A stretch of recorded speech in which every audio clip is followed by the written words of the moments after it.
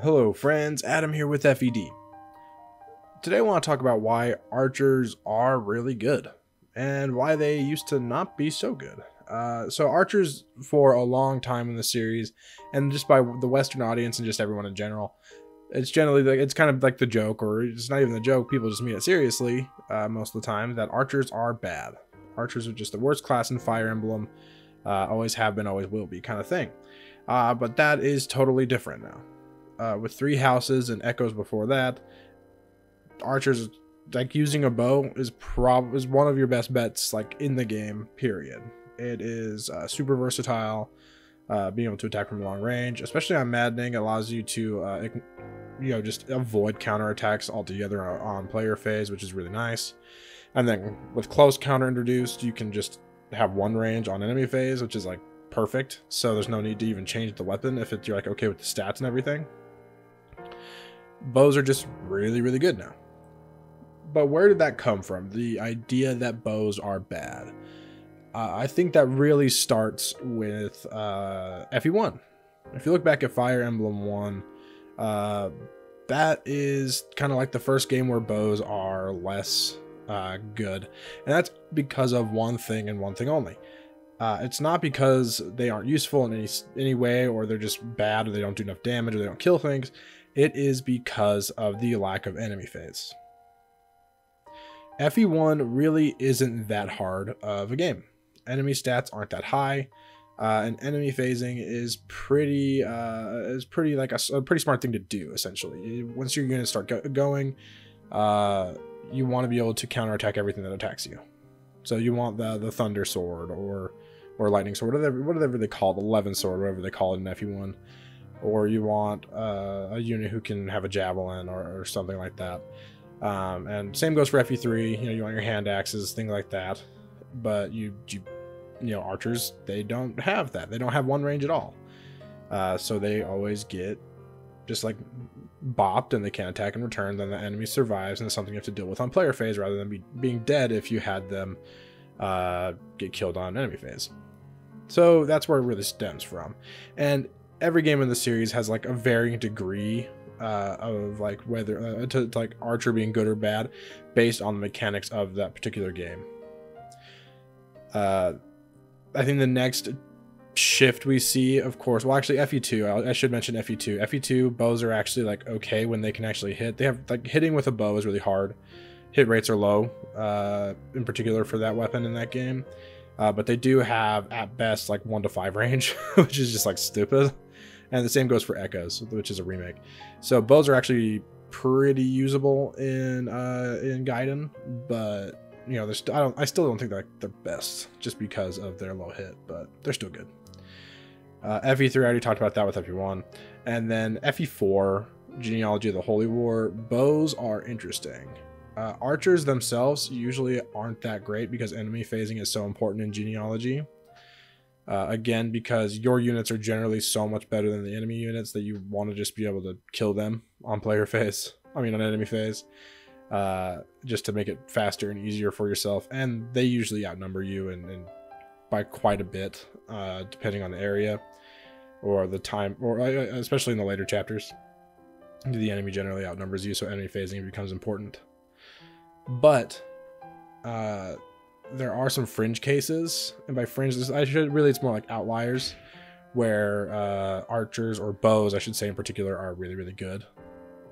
And that is in the case of the Master Knight class, which is only available to 2 playable units, those being Lachesis and Leaf. Once they promote, they gain access to every weapon in the game, besides Dark Magic, which is just stupid. Such a fun class to use.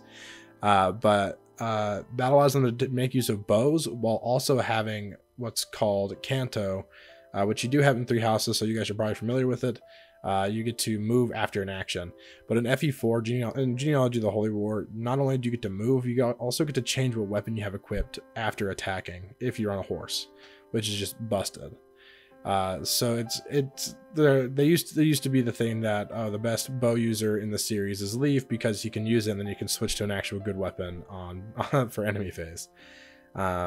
So yeah, and then FE5, I think bows are good, not because they're like anything's changed really, just because enemies can be scary, and being able to do some chip is nice. I mean, it's still easier overall just to send like Asbel or something in there into a group of enemies, and he'll dodge most things and just kill everything. Put him on a forest tile or something and he'll probably be fine, kind of thing. You know, it's 1-2 range everything to death. But I think bows still have their place. I think the same goes for really like the early game of the GBA games. I think bows are more useful in the early game than they are in the late game. FE6 in particular, I think the enemy quality is a little higher, hit rates are lower, so it's nice to have some extra just like long range damage to do. FE7 and FE8 are definitely where bows are at their worst. And again, that's by no fault of the archer or the bow user or the bow itself, really. It's really just a fact of, it's a matter of enemy quality, which I've mentioned before already. And enemies are all just so weak. And 1-2 range is plentiful. Hand axes and javelins are everywhere. And they are good. And you have units that can use them from the get-go that are really, really good.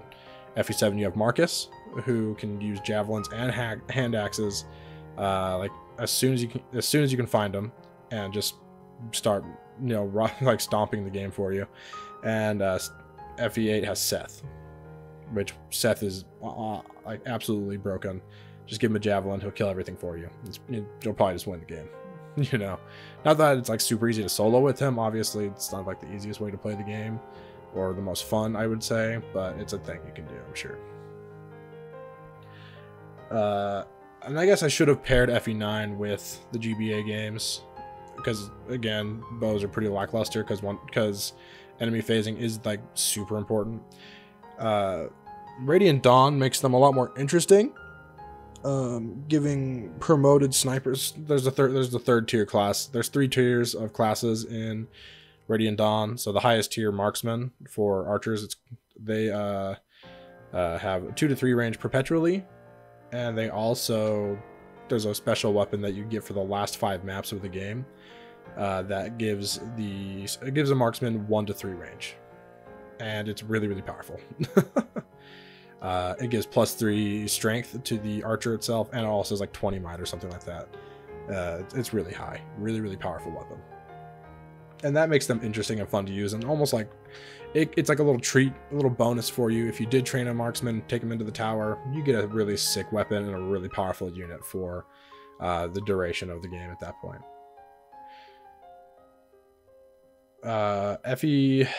So then we get into Shadow Dragon and New Mystery of the Emblem, where if you're playing on the harder difficulties, they are darn near essential. Archers are really, really good, especially the prologue of New Mystery of the Emblem. You know, Ryan and Gordon end up being really important on Lunatic and Reverse Lunatic. Just because avoiding damage is super, like, avoiding damage whenever you can is just super clutch and important in that game. And then we get to Awakening, where archers and snipers are honestly pretty bad again, because enemy phasing is key. You really just want 1-2 range all the time.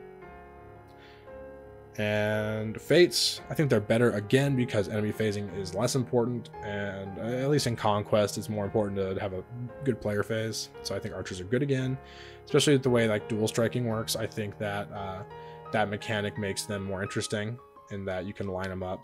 You have like different ways to line up your units to do some cool dual strikes. Then I mentioned Echoes. It's a remake of Gaiden, therefore it's good. And then we get to Three Houses, where enemy quality on Maddening is so high and that being able to use like curve shot in the early game is super awesome.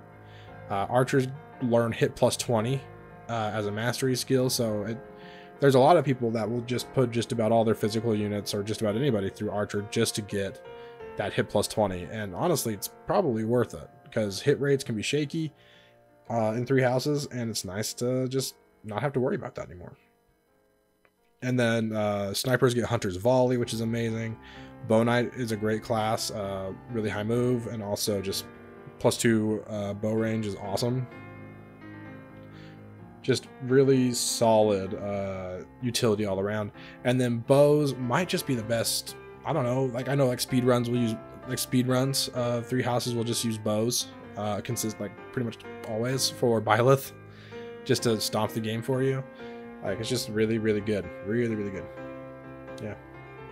All right, well, that is my quick synopsis, or my quick history of bows in the series and why they were bad, why they are good now.